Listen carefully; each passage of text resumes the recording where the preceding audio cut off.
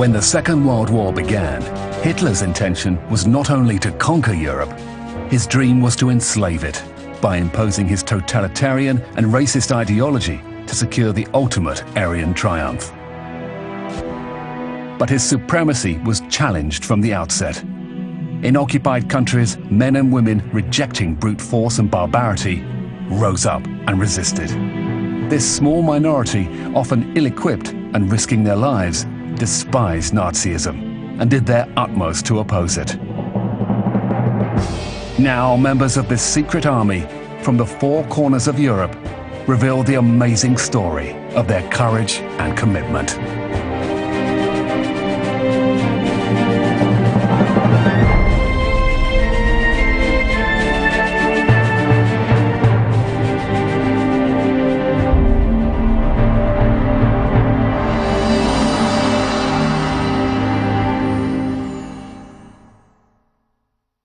Ja, det skjedde våren 43. Da hadde de på en eller annen måte greid å få vite at jeg bodde i et lite hus, og det har jeg aldri greid å finne ut hvor de hadde vet, men de har vært inn på bensinstasjon som har sagt at her bor en mann som vi ikke kjenner. Han går og legger seg klokken 11 om kvelden her når etter vi har gått, og så går han igjen før vi kommer om morgenen. Det er mystisk.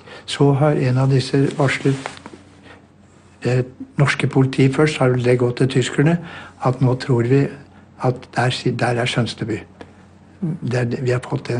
Så setter de vakt i huset. Dette ante ikke jeg, så jeg kom inn sent på natten, sent på kvelden. Så når jeg kom der, så synes jeg at natten før, så hadde jo jeg blendet veldig nøyaktig. Så jeg fikk en underlig følelse at det sitter noen der.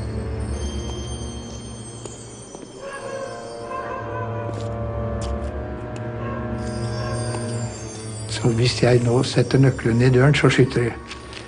Hvis jeg ringer på, så får jeg noen tiendeler, for da skaper jeg en uvisshet hos dem. Jeg tenkte at det må være måten å komme inn her. For jeg måtte sjekke om det satt noen der. Jeg var nødt til å få vite det.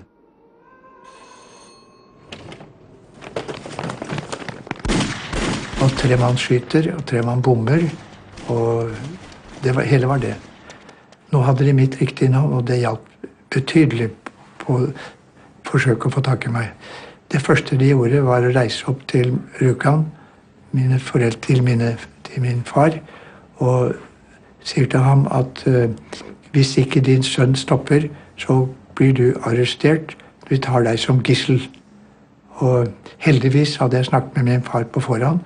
Dette kan skje, sier jeg. De jævlene kommer til å gå akkurat dette med represalier på uskyldige mennesker. Nå skal de plage dere hvis ikke jeg slutter.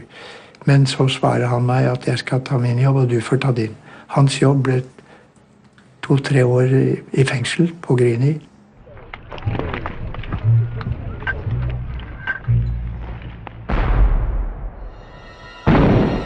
In 1943, the German army was facing an increasingly difficult situation. Since their victory at Stalingrad, the Russians had been constantly gaining ground on the Eastern Front.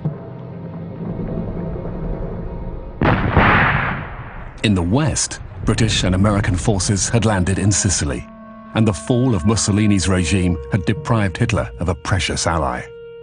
Against this backdrop, the Reich saw the resistance as a threat to be taken seriously. Across Europe, the Germans hunted down, infiltrated, and deported resistance groups, instituting a system of fierce repression.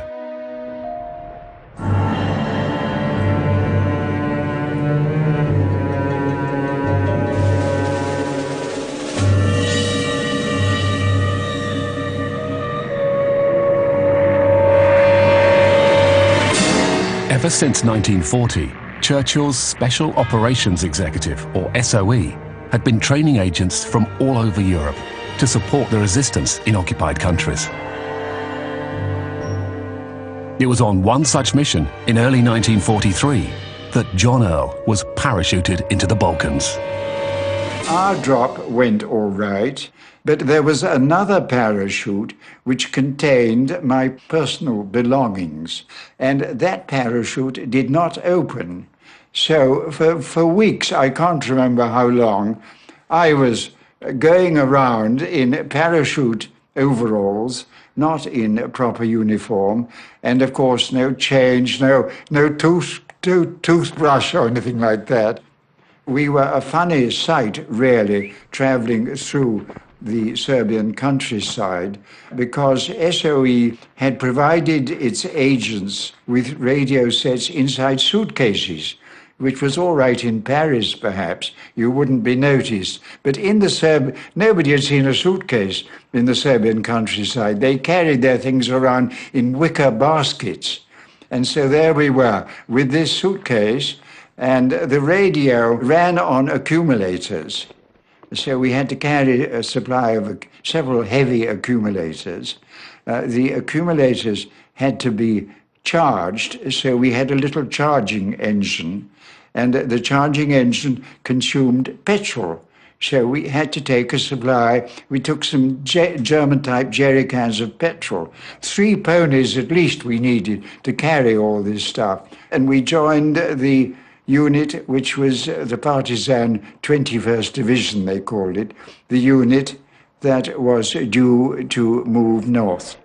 In Yugoslavia, the resistance was born in the mountains in 1941, partly from Tito's communist partisans and partly from the Chetniks, the remains of the Royal Yugoslav Army, who were under the command of Mihailovic. In the early stages of the conflict, both factions tried to cooperate to repel the Axis invaders. But whereas Tito had a revolutionary dream, Mihailovic wanted to restore the established pre-war order. With British backing, the Yugoslav king in exile in London appointed the leader of the Chetniks his Minister of War. British aid was channeled to Mihailovic. The British had sent in originally officers to the Chetniks of Mihailovic, but a lot of his people, a lot of his local commanders were just local war leaders or bandits and so on, and he had no real authority over them. And many of them, they wanted to get arms wherever they could, so they accepted arms from the Germans and they accepted arms from the Italian fascists while there was still a fascist government in Italy. And they started fighting everyone else, and they fought particularly the partisans. In one particular case, I remember interrogating a Chetnik prisoner who they had gone down into a small town near there called Blace, and a German ambulance had come full of weapons and ammunition and given it to the Chetniks. This Chetnik commander accepted the arms and then called his men out on parade and said, "We have received these rifles and ammunition from the Germans. For every 50 rifles that we have, we will use those against the partisans. The other 50, at the end of the war, use them against the Germans." But Churchill's priority was to beat the Germans. So in 1943, after studying reports from SOE men on the ground, he changed his mind and switched the supply of equipment to Tito's partisans. As a refugee in London, King Peter II now had to recognize Tito as the new leader of the Yugoslav resistance. In a radio speech, he called upon the Chetniks to join the communist leaders' ranks. Nekdo me je poklical pred hišo, nekje na dvorišču. Pridi noter, kralj govori. Pridem v tisto sobo in slišim nekaj besed, samo nisem dobro razumel. Jaz sem bil takrat namreč v borbah s komunisti na Bukoviku ranjen v to uho in sem zgubil uho. To mi Bobič počel Bobnič in sem slabo slišal že od takrat. In mi potem oficir, ki je poslušal zraven, mi pripoveduje to kralju. Mi smo začeli jokati. Jaz sem začel jokati. Torej, mene je izdal moj vrhovni komandant zaradi kraljeve odločitve. Oficirji so delali samomore. Torej, nam je bilo to nekaj, kar je totalno nerazumljivo. Mi tega nismo mogli razumeti. Kako je to mogoče, tvoj vrhovni komandant te poziva, da greš k običnemu cestnemu razbojniku? Za nas je bilo to nepojmljivo. Meni se je zrušilo vse. In takrat sem sebi pomislil, pa kaj sem bil idiot, zakaj nisem šel jaz s komunistom? Danes bi bil general.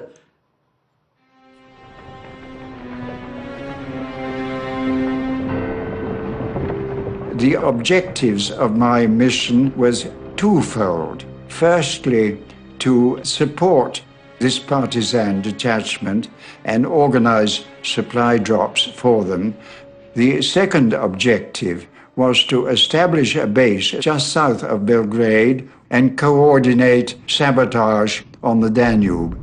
One of the things about Balkan warfare that I learned is not organized warfare as in the desert, but Rome, March 1944. The city was still occupied by the Germans and controlled by the last remaining Italian fascists, still faithful to Mussolini. With the Italian king and government entrenched behind Allied lines, only the partisans' underground National Liberation Committee, or CLN, remained in Rome. Formed as an anti-fascist coalition between communists, socialists and liberals, the CLN directed clandestine actions against the occupying forces. Era la 11ª compagnia del 3° battaglione del SS Polizei Regiment Bozen. E passavano al centro di Roma alle 2 del pomeriggio perché andavano a fare le esercitazioni di tiro sulla via Flaminia e poi ripassavano di lì ed era un modo di intimidatorio nei confronti della popolazione. Passavano cantando, armati fino ai denti. Studiammo proprio al centimetro e all'attimo questo loro transito. Noi avremmo posto un po' in mezzo alla strada una mina di 18 kg di tritolo. Mentre lo portavo davanti al Quirinale mi fermano 4 spazzini. Ah, tu che vieni a fare da ste parti? Tu non sei mica di sta zona. E dico, vabbè, c'ho da fare. Ah, c'è la bomba, c'hai la borsa nera dentro il coso, fammi vedere i prosciutti. Mi avvicinarono immediatamente i 2 che mi facevano da scorta e io dissi, ma no, ma non sta a rompere le palle, scusate signori. Cioè, prima accesi la miccia e mi tolsi il cappello dal spazzino per indicare che la miccia avrebbe esploso al punto giusto e mi allontanai lentamente per evitare, c'avevo già, la prima fila stava già a un 10-15 metri da me. Arrivai all'angolo di via Quattro Fontane, mentre un autobus passava davanti ed esplose la bomba.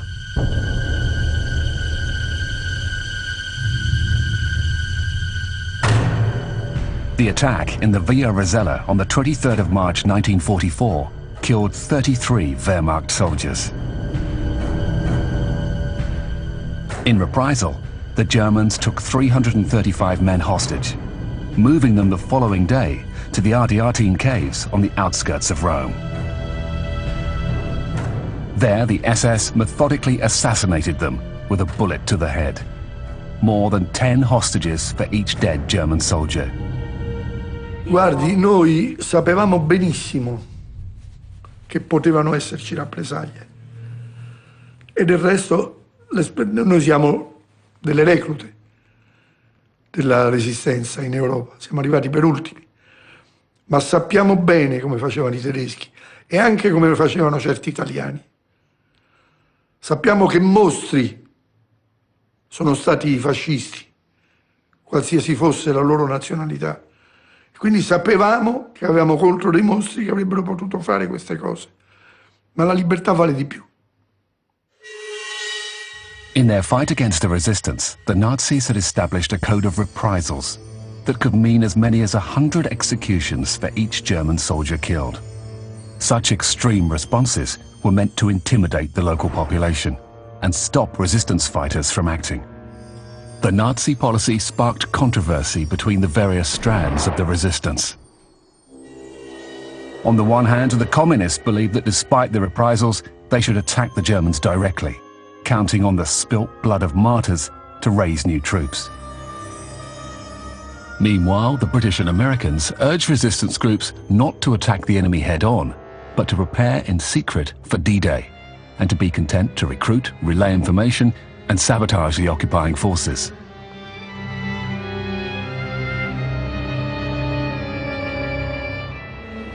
In the midst of these fierce reprisals, Robert Maloubier, an SOE agent in France, was directed to retrieve some equipment parachuted in from London and distribute it between various local resistance groups.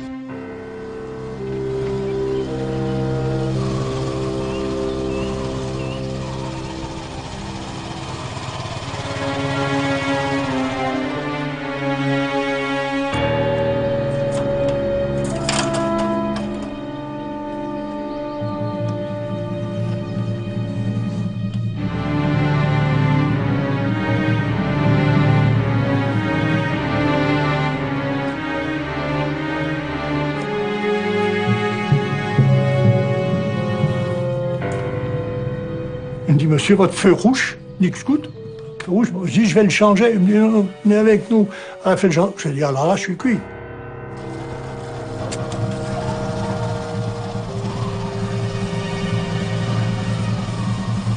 Donc je dis, là, ça commence à être très mauvais.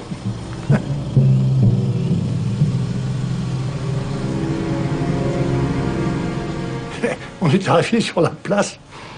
Alors j'ai fait semblant d'avoir une panne de frein, donc la voiture est partie à droite, je suis parti à gauche. Il est tombé par terre en hurlant comme un porc qu'on égorge, et moi, tagadagadagadagada. On apprenait en école en Angleterre en disant au bout de 50 mètres, pratiquement dans la nuit, vous risquez pas d'être atteint par une balle. Ben, j'ai ramassé une balle dans le poumon une fois, paf, je crachais le sang bien sûr, tout le temps quoi. Et là, je suis arrivé, j'ai dit, je suis tombé dans un cul-de-sac. Devant, c'était tout noir. À ce moment-là, les Allemands sont arrivés derrière moi. Autant vous dire que ça a flingué de partout. Heureusement, c'était juste un tunnel qui passait sous une voie ferrée. Alors, il y avait un petit canal sur la gauche, là, une barrière que j'ai franchie, je sais pas comment. J'ai dit, si je prends le canal, les chiens vont perdre mon odeur. On était à 0 et dehors, il faisait moins 20, il n'y a pas de problème.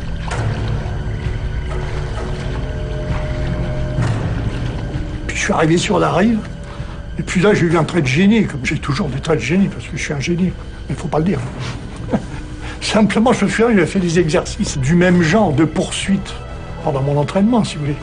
J'avais remarqué que bien souvent, on pouvait très bien se cacher à pleine vue, que généralement les poursuivants vont toujours battre les buissons autour, etc. Effectivement, les chiens, je les ai entendus, ils ont perdu ma trace, et les Allemands sont mis à fouiller tout le buisson, mais ils ne sont jamais regardés. Et à ce moment-là, bonheur, le Halifax est arrivé. J'ai entendu ouin, ouin, ouin, ouin, ouin. Donc à ce moment-là, les sirènes d'alerte, etc., nos gendarmes sont partis pour se mettre à l'abri. J'ai été sauvé. Puis là, je suis mort. Je suis mort complètement. Là. Je suis mort. Je me dis, bon, ben adieu, j'ai le truc. J'avais très bien qu'avec une balle dans le foie, dans le poumon. En plus, probablement les intestins, j'avais aucune chance d'en sortir. Ouf, je suis mort. Je suis réveillé à 5 heures du matin. J'étais dans un cercueil de glace. Vous savez, quand on sort, ça fait tic, tic, tic, tic, tic, tic, comme dans les dessins animés. Clic, clic, clic, clic. Je suis sorti de ma glace, je suis vivant. J'ai été rapatrié en Angleterre. Le médecin qui m'a vu m'a dit, oh, ben, vous avez eu de la chance, hein. Vous avez pris un bain froid, ça vous a fait du bien. Vous n'avez pas fait d'hémorragie interne, c'est ce qui vous a sauvé. Bain froid, plus moins 20, c'était bien, effectivement. On peut se faire cryogéniser, c'est excellent pour la santé.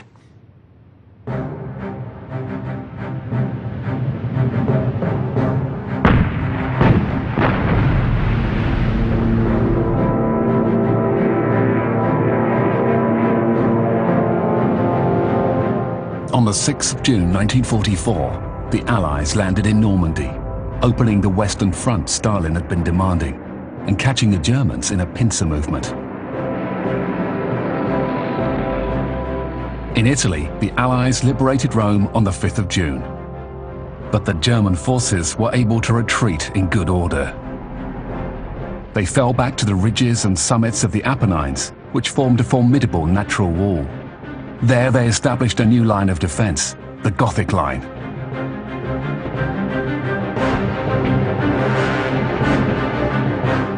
Up until then, the Apennines had been held by the partisans. They suddenly found the German army flooding towards them. Inizialmente fu un combattimento quasi corpo a corpo e ci accorgemmo che questo combattimento noi stavamo combattendo con gente vestita da tedeschi, ma non erano tedeschi, erano i calmucchi. Erano truppe che erano state, uomini che erano stati assorbiti nell'esercito tedesco dalla Russia orientale, io penso. Questi qui in modo anche scriteriato uscivano allo scoperto attaccandoci e a un certo momento stavamo anche per soccombere, perché questi qui, a prescindere dagli uomini che cadevano a ondate, ci attaccavano. E io ebbi un ordine dal comandante di brigata e poi raggiungere un costone, sfinito dalla stanchezza, io insomma mi trovai davanti dei tedeschi. E per me era la fine. Mi portarono lì vicino dove c'erano queste 2 o 3 case. Per cui io mi sono trovato lì che la mia testa non mi diceva più niente. Ero rassegnato perché sapevo che insomma ero andato lì per fare la guerra, quindi la prospettiva di morire anche ammazzato era nel complesso delle cose. Solo che questo voleva delle risposte da me, perché guardandomi e scrutandomi mi disse: tu bandite. Loro ci chiamavano bandite a noi partigiani. E io non gli risposi niente. E lui aspettò un attimo, poi disse per la seconda volta: tu bandite, proprio facendomi così con la mano. Al che, non essendoci la mia risposta, mi veniva fuori sangue dal naso e dalla bocca di aver picchiato la tavola sul bordo del tavolo e io ero lì per terra che non riuscivo a respirare, con la testa che mi girava e non riuscivo a muovermi, non riuscivo. E sentii questa parola, caput, di farmi fuori. Infatti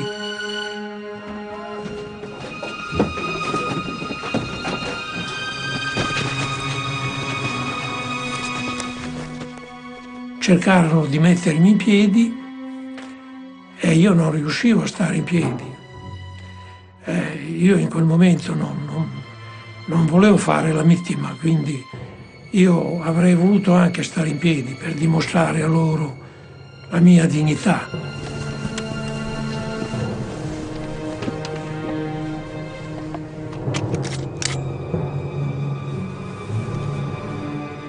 Io non so se trascorse 2 secondi, 3 secondi, non so quanto tempo trascorse, ma probabilmente fu propizio e destinato a salvarmi la vita. Nel momento in cui questi 2 tedeschi stanno mettendo la pallottola in canna, dietro di me una voce come che desse ordini, per cui un attimo dopo io vidi davanti a me questi 2 soldati che stavano per fucilarmi sull'attenti e questo ufficiale che li interrogava guardando me. Furono tutte mie congetture. Io forse capii, quel maresciallo era uno, pensai che questo qui avesse magari un figlio della mia età a casa.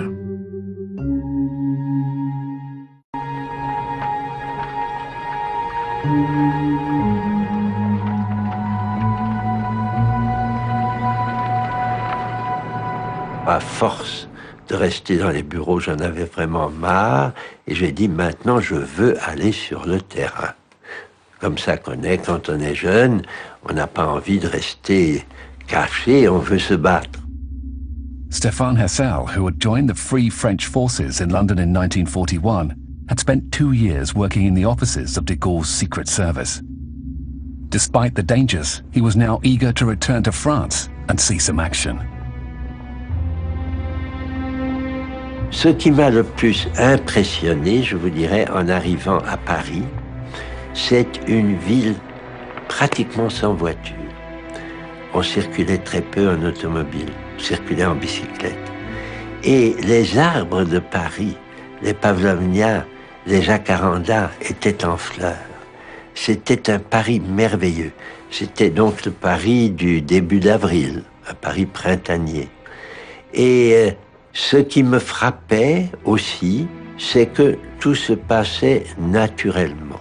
On ne voyait pas beaucoup de militaires allemands. On circulait, voilà. Et on se laissait très vite prendre par le sentiment qu'on était chez nous et que par conséquent rien ne pouvait nous arriver. Nos camarades qui connaissaient la musique nous disaient attention, hein, tout geste, tout mouvement maladroit ou quoi, et vos vêtements qui sont des vêtements qui viennent d'ailleurs, vous allez être repérés, soyez très prudents. La prudence nous venait d'eux, pas tellement de nous, malheureusement. Avant la libération de Paris, juin, juillet, août, ont été meurtriers pour la résistance. Le nombre de gens qui ont été arrêtés dans ces quelques semaines, parce qu'on était exaltés et qu'on se disait maintenant, ne serait-ce que tous les maquis ont commencé à être très actifs dès le mois de mars, avril, en se disant ça va venir, mais ça n'était pas encore là. Et par conséquent, la division d'Asreich ou les autres venaient rafler les maquis. Donc, au lieu que ce soit une période où c'était de plus en plus facile de travailler dans la résistance, c'était au contraire une période où c'était de plus en plus dangereux. Ils nous donnent des preuves qu'ils travaillent pour les Alliés. Vraiment, on avait signalé un point près de Brest qui était attaqué. Ce qu'on ne savait pas tellement bien, c'est que c'était un agent double. Alors, il a travaillé pendant 1 mois avec notre groupe. Il ramasse des renseignements de chacun et tout le monde est arrêté. Oui, il était 6h30 du matin, je crois. Cette porte s'ouvre, on entend crier « Police allemande !» Ça, c'était presque aussi terrible quand je crois, certainement aussi terrible quand on a entendu « C'est la guerre !»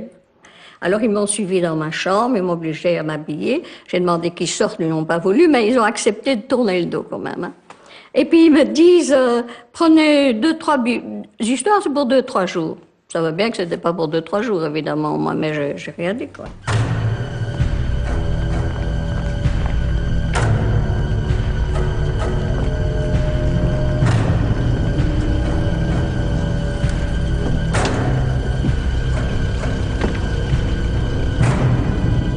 Et alors, en montant la rue, elle n'était pas encore à sens unique, je vois un voisin, un grand invalide de 14-18 qui travaillait déjà dans son jardin.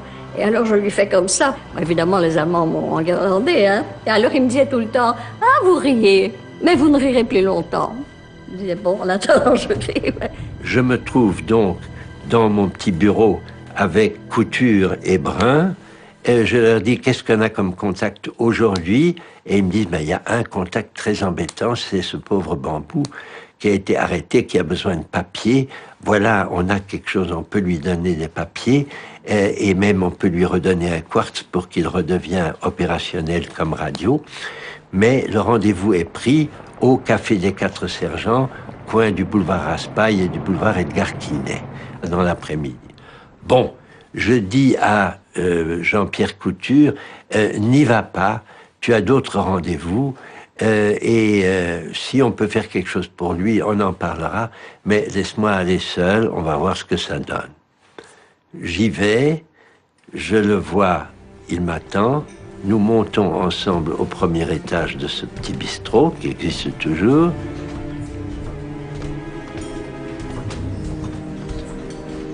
Il s'assied et il commence à me raconter. C'est affreux, j'ai été cocoxé, Radio Gogno, on m'a arrêté, j'ai réussi à me sauver, me voilà, peux-tu me donner des papiers? Et pendant que je lui disais, mais comment vas-tu faire, où vas-tu aller, etc., 5 minutes après, le type vient et je ne m'aperçois de rien, sauf que j'ai un revolver entre les épaules et qu'on me dit « Hände hoch », n'est-ce pas? Alors ça, c'est évidemment le genre d'expérience qu'on a heureusement pas souvent dans la vie. J'ai tout de suite compris que j'avais été trahi par ce radio et par conséquent, je n'ai plus rien à lui dire et je me suis laissé embarquer dans la voiture de la Gestapo qui m'ont emmené directement avenue Foch. Au départ, on m'a pas dit que j'étais trahie. Mais au départ, on m'a dit qu'est-ce que vous avez fait? Je dis mais moi je n'ai rien fait du tout. Et alors bon, ils ont commencé à me dire si je ne parlais pas, ils allaient arrêter mes grands-parents. Alors je dis mais si vous êtes humain, vous n'allez pas arrêter des vieilles personnes. Alors bon, ça le faisait pas rire évidemment. Et puis on va vous fusiller. Et là encore une fois, j'ai rien dit mais j'ai souri parce que je me suis dit évidemment vous pouvez faire tout ce que vous voulez. Hein? Mais ça le mettait en colère que je souriais quand ils disaient « je vais vous fusiller ».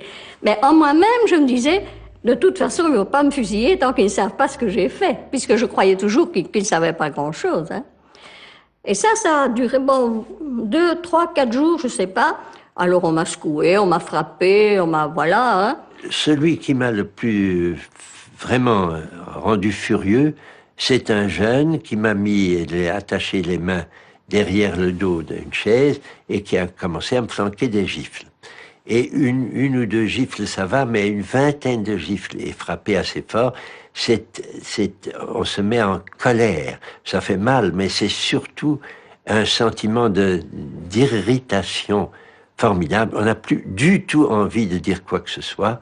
Je n'ai donc rien dit, mais il était convaincu que j'étais le fameux Gréco qu'on cherchait et que l'autre avait dit que j'étais, naturellement. Nous savons d'où vous venez de Londres, il faut nous dire qui vous voyez ici, et la première chose, il faut nous dire l'adresse où se trouve votre siège à Paris. Ah, j'ai dit non, ça, je vous dirai pas ça.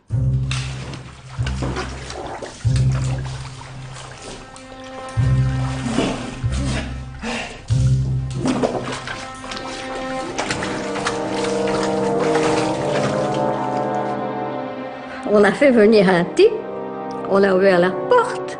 J'ai vu ce monsieur, il avait le chapeau mou, c'était la mode à l'époque, hein, le chapeau mou. Il a fait comme ça. Bonjour, monsieur les officiers. Ah, moi, quand j'ai vu ça, j'étais révoltée, évidemment. Alors, voulez vous asseoir, monsieur? Merci, monsieur l'officier. Il se pliait en 4. Alors, on lui a offert un cigare, on a allumé son cigare. Et puis finalement, on lui a dit, alors vous connaissez cette personne? Oui, il dit, c'est Dédé Dumont. Et vous connaissez son adresse? Oui, il donne l'adresse. Oui, elle conduit des aviateurs à Paris, ou des Anglais à Paris, je ne sais pas ce qu'il a dit. Quand il a eu déballé tout ça, on m'a dit, vous voyez bien, maintenant vous n'avez plus qu'à parler, puisque vous voyez bien, on sait tout. Je dis, mais j'ai plus rien à dire, il a tout dit. Hein? Bon, alors on m'a frappé, là, sérieusement frappé. Hein? Et au bout d'un moment, il a dit, bon, eh bien, on va vous renvoyer en cellule parce que je ne voulais rien dire. Parce que je me dis, maintenant, moi, si je dis quelque chose, comment je vais arriver à ne dénoncer personne?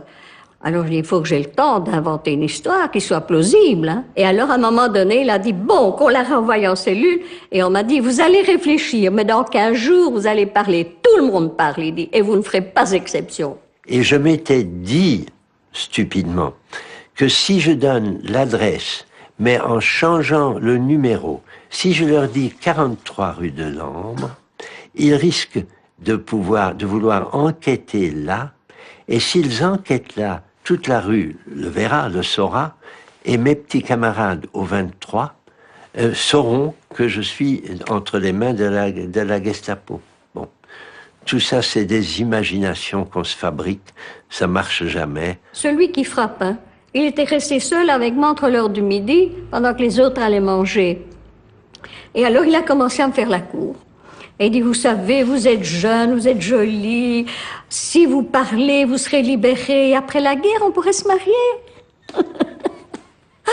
Évidemment, moi je riais, hein, vous pensez bien, épouser un Allemand déjà à l'époque, bon, encore maintenant, je dois dire, je suis pas raciste, mais quand même, bon, soit. Et alors, il a dit, si vous ne parlez pas, vous serez envoyé dans les camps et ce sera très mauvais. Et là, je me suis dit, il raconte ça parce qu'il veut me faire peur, quoi. Donc, la prison, je m'y attendais, la forteresse, je m'y attendais. Mais les camps, là, c'était un autre monde. On the 7th of December 1941, the head of the SS, Heinrich Himmler, had issued instructions to the Gestapo for dealing with the resistance. The Night and Fog Decree read, "For those guilty of crimes against the Reich or against the German forces in occupied territories, our Führer believes that a sentence of life imprisonment or hard labor sends out a message of weakness. The only possible deterrent is either the death penalty or some measure that will leave the family and the rest of the population uncertain of the fate of the offender. Deportation to Germany serves that purpose. All enemies or opponents of the Reich, all persons representing a danger to the security of the German army, must be deported, transferred to Germany, and disappear in absolute secrecy." Et on est arrivé à Essen. Et là, les hommes, nos hommes, faisaient la haie. Et mon papa faisait la haie avec les autres. Et pour la première fois, j'ai eu une mauvaise intuition. Je me dis, je ne vais pas l'embrasser parce que lors demain matin, on m'empêchera de le voir. Dans mon idée, on allait repartir ensemble. Hein. Et alors demain, je pourrais peut-être lui parler, parce qu'ici, il n'y avait pas moyen de parler. Et c'est la dernière fois que je l'ai vu.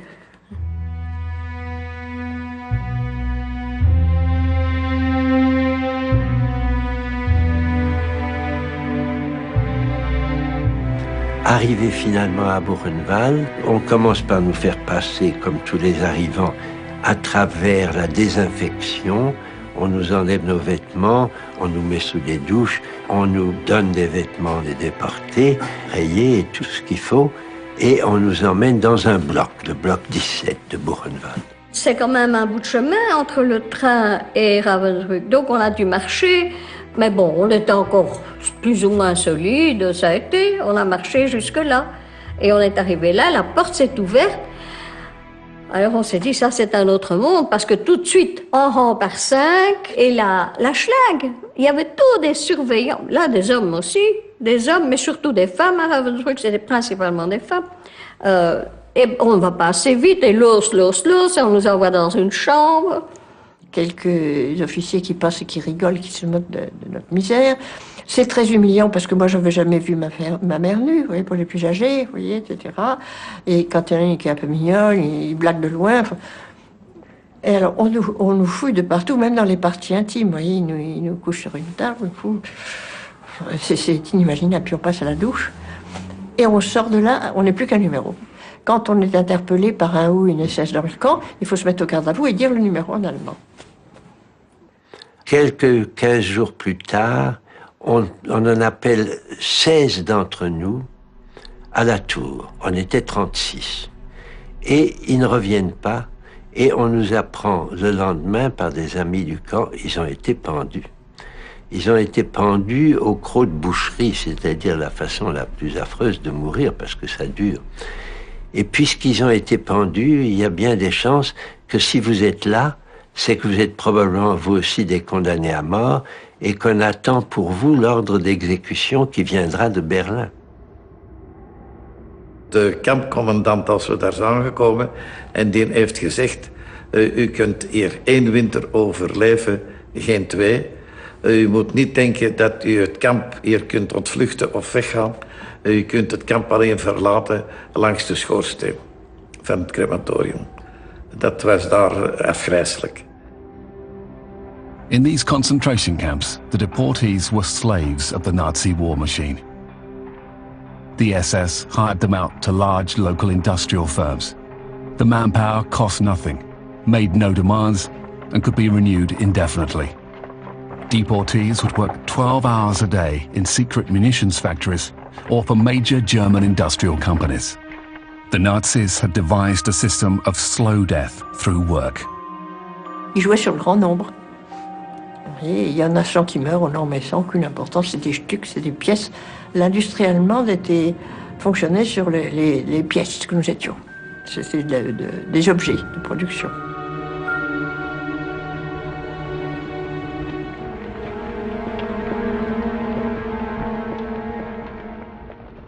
Als we van het werk kwamen en naar de appelplaats gingen, voordat we het avondbrood kregen, het avondmaal kregen, moesten wij naar het appel en werden we geteld.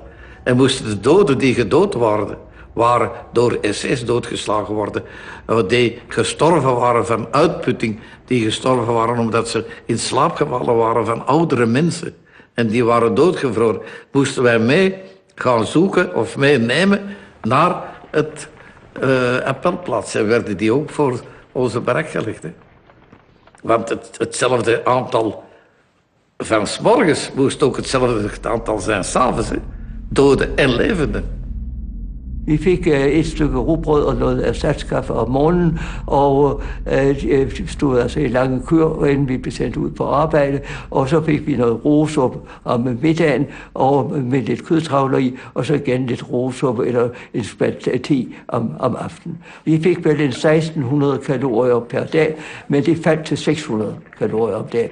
Når man sulter, så begynder man at spise af sine egne væv, en intern kannibalisme. Og det er først alle depoter af fedt, der forsvinder, og der dannes ikke ny celler. Det vil sige, sår vil ikke hele, håret vil ikke vokse. Ja, det blev så indledningen til den fase, som endte med at ramme hjernen. En apati, som er det karakteristiske symptom. Den apatiske fange, han kan ikke længere drømme om fortiden. Han kan ikke se sine forældre for sit indre øje. Han kan ikke drømme om sin kæreste eller sådan. Han kan heller ikke drømme om befrielse og alle de kager, han skal spise, og alt den dejlige mad, han skal spise, når han kommer hjem igen. Hver tidsfornemmelse er forsvundet. Det er ikke bare dagene, der er ikke noget, der hedder ugedage, der er ikke noget, der hedder helligdage. Men der er knap nok noget, der hedder dag og nat, så vi oplevede evigheden som en forbandelse. Og det havde en fransk fange givet vældig godt udtryk for ved på den hvidkalkede mur i fangegården med kul og store bogstaver havde skrevet Hic mortui vivunt, det er latin, her bor de døde. With the Red Army advancing swiftly on the Eastern Front, some camps were evacuated by the Nazi High Command. In early March 1945, some of the inmates of Ravensbrück were transferred to the Mauthausen camp in Austria. The convoy took 5 days to cover the 800 kilometers. Finalement, c'est arrêté, on a dit tout le monde descend. Il y en a qui étaient morts déjà, mais il n'y avait pas de quai. Donc c'était très haut, c'était bien, je crois bien haut comme ça. Alors moi je me dis, bon, sportive, je saute. Eh bien, je suis tombée, toutes mes articulations pliées. Toutes mes articulations pliées. Je n'arrivais plus à me tenir debout. Donc j'étais comme ça, enfin bon. Mais si on ne se relevait pas tout de suite, les Allemands tiraient, vous abattaient. Donc je ne sais pas par quel miracle, je me suis relevée. Et peut-être qu'on m'a aidée d'ailleurs, ça je n'en sais absolument rien. Et on s'est mis à marcher, mais il y avait ça de neige. Et alors on devait prendre un chemin qui montait vers le camp. Le camp était sur une butte, donc on était en rang par 5. Quand il y en a une qui ne savait plus marcher, on la mettait à l'écart, on la battait. Et malgré ça, eh bien moi j'ai admiré la beauté du lieu. Il y avait cette neige, il y avait un ciel merveilleux plein d'étoiles, il y avait clair de lune, il y avait ces sapins verts, et dans le fond, là, il y avait une rivière qui serpentait, et avec la lumière de la lune, ça faisait comme un serpent d'argent. On était heureux d'être dehors, et même malgré le froid et tout ça. Bon, mais c'était très dur. À un moment donné, moi, je ne savais plus respirer. J'étais comme ça, je ne trouvais plus mon souffle. Enfin, vous ne pouvez pas comprendre, mais vraiment, je ne pouvais plus respirer. Et je me suis dit, je vais me jeter, je vais me coucher dans la neige, ils vont tirer, ce sera fini. Et alors, c'est très drôle. Encore maintenant, je me dis, mais comment j'ai pensé ça? J'ai entendu une voix qui disait, à un moment, votre fille, elle a été abattue sur la route. Et je me suis dit, on ne peut pas lui dire ça.